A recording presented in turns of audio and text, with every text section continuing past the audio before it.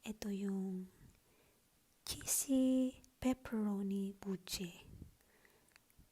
At ito naman ang ating cheesy buche. At of course, hindi pa uhuli ang ating chocolatey buche. Boiled potato at saka sweet potato. Dinurog ko lang po siya kagaya ng pagturog ng ex mo sa puso mo. Charis. Ayan, dinurog ko lang yan hanggang maging ganyan ang kanyang texture. Tapos nagdagdag ako dyan ng 3 kutsarang harina at 2 kutsara na asukal. Tatsasansya lang po ako kasi ayaw kong overpower nung harina ang ating kamote at saka potato. Naglagay ako dyan ng asin, konting asin. Naglagay din ako ng baking powder at saka 1 kutsara na olive oil.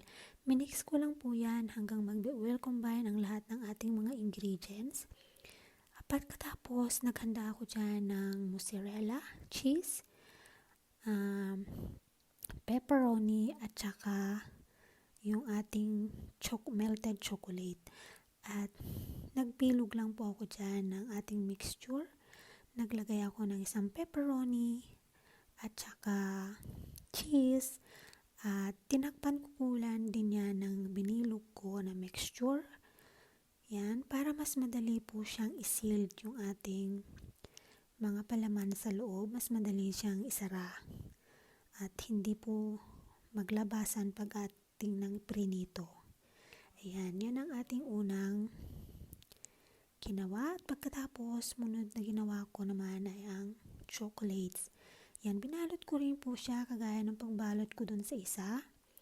Yan, nagbilog lang ako ng ating mixture kagaya ng pagbilog ng ex mo sa puso mo.